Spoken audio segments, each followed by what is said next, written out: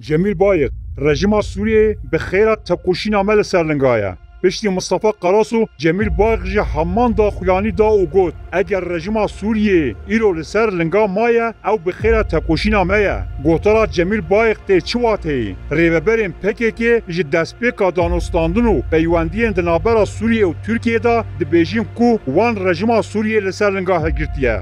Herî dawî Mustafa Qarasu beşdarî bernameya medya habera ku dezgehê medyaya PKK'ye bû got em rejima Suriye li ser piyadê hêlin. Cemil Bayık di hevpeyvîna xwe ya li ser Stêrk TV hatî weşandin got eger rejima Suriye li ser piyaye bi xêra Kurdan e. Cemil Bayık di axaftina xwe da got armanca dewleta Tirk qirkirina Kurdan e. Armanc ev e. Dixwaze ji bo bigehe vê armanca xwe Sûriyeyê jî tevî vê siyaseta xwe ya qirkirinê bike. Dewleta Tirk dijminê Kurdan e. Dixwaze Kurdan qir bike. Divê Sûriye ne bi amûrê vê siyasetê. Eger bikeve nava vê siyasetê, tu cudahî di navbera Sûriye û Erdogan da namîne. Cemil Bayık axaftina xwe wiha domand. Kurdan heta îro Sûriye parastiye. Li ser piya heşt. Dibe ku hin xeletiyên wê hebin. Lewma dibe ku hin rexneyên Sûriye li Kurdan hebin. Lê divê ev yek negihine qonaxekê dijminatiyê. Ji xwe dewleta Tirk dijminê Kurdan demokrasî û azadiyê ye. Vê yekê jî eşkere dike.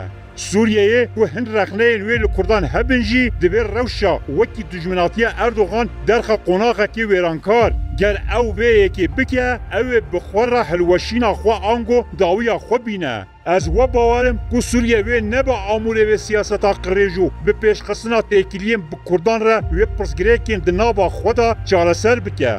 Ya ku wê yekîtiya Sûriyeyê mîsoger bike jî ev helwest e. Banga mina ji bo Sûriyeyê li ser vê bingehê ye.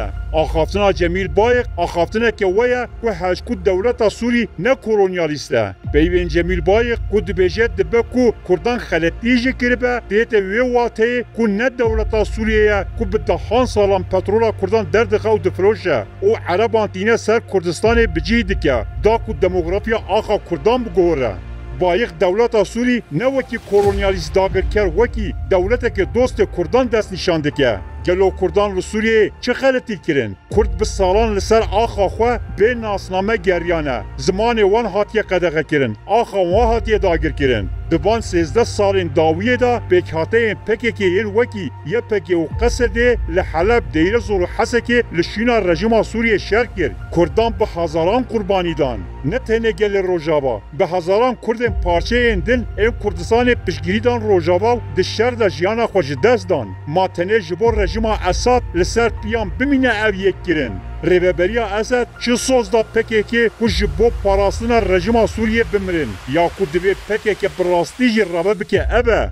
Li rojhilata navîn çar hêzên kolonyalîst hene. Her çiqa Sûriye di nav wan welatên ku Kurdistan dagirkirinê de ya herî lawaz be jî lê her tim nasnameya Kurdî red kiriye. Sûriye tenê dem bi dem alîkariya hebûna hin rêxistinên Kurdî kir ku li dijî dewletên din yên cîran bikarbîne. Her wiha rejima Esed ku bi eslê xwe bingeh Elewiye her tim armanc kiriye ku Kurdan li dijî Erebên Sunne bikarbîne. Ji bo vê jî dem bi dem pêkhateyên Ereb piştgirî dan Kurdan. Lê tu carî neketiye nava helwestekî ku mafên Kurdan li Rojava qebûl bike. Heya sala borî jî Wezîrê Perwerdeheya Sûriye gotibû tenê heftiyekê yek ders bi zimanê Kurdî wekî dersa helbijartî qebûl bibe. An ku rejima Esed nexwediye polîtîkaya naskirina Kurdan û dayîna mafên wan e. Rejima Esed dema ku hewce bû PKK li gorî bercewendiyên xwe bikar aniye.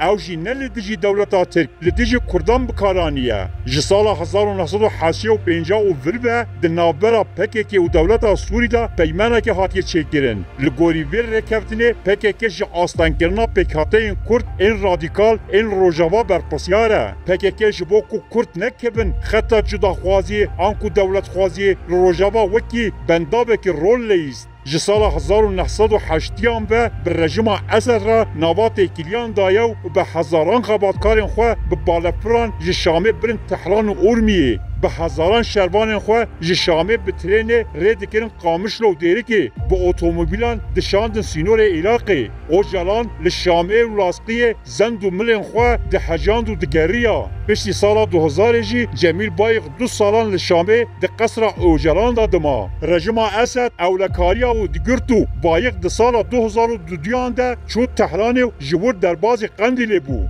لده همان سال ده به دهان کادروین باکوری ام پککی رژیم سوری او رادسی دولتا ترک کرنو گلک ولاتین روجاوا لحلب و شامه هاتن گرتنو بتنده هاتن اشکنجه کرن یعنی پککی او ریوبرین و ین کوب سالانه به رژیم اسد را دوستانی دکرن لروجاوا دجین لی مخابن گل روجاوا یک بخوزی پیش نکتو تم مافک به دست نخستن تشتاکو پکک دکه هستن ولات پالیزیا گل روجاوا بکارتینو پیشکشی وان دکو دفروش دولتا سوری او شواز تکیلیان یا پکک تنه نب سوریه و سینور داره کنترل کردن خلق روشلات کردستان دفروش ایرانی بریا کنترل کردن گل باشورجی به عراق را دناوا پیوندیان دایه استراتژیا پکک اوه کردان کنترل بکو وان بفروش دولت انداگر کر گوتنا جمیل بایقا جی دولتا سوریه را دبیجه شاشیم کردان هنه لی ام دکارن وان سر راست بکن دی واتایا کو دبکو هنه که به امریکا را ببن دوست لی از دستور نادم زیده پیشگاوی بچین امی بگرن سر پیوندین سال 1990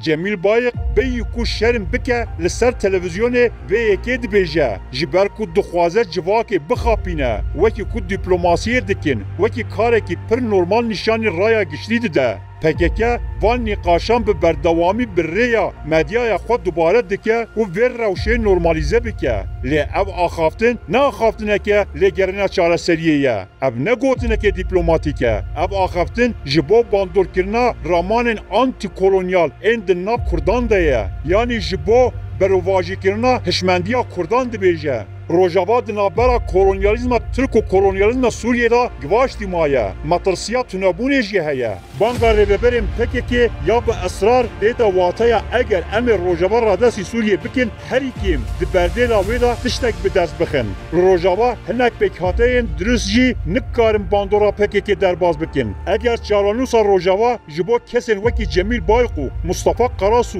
yên ku nexwedî hest û ramanên Kurdistanî bêhiştin û çareserî li benda hevdîtinê li Şamê bi îstixbaratê ra bên kirin dê gelê Kurd li Rojava pir mezin wenda bike. Erka PKK ji salên 2000 ew e ku li rojhilata navîn rêgiriyê li mafê Kurdan yê qedera xwe diyarkirinê bike û Kurdan li ber deriyê paytextên dagirkeran bike pepûk û xwazxwazot.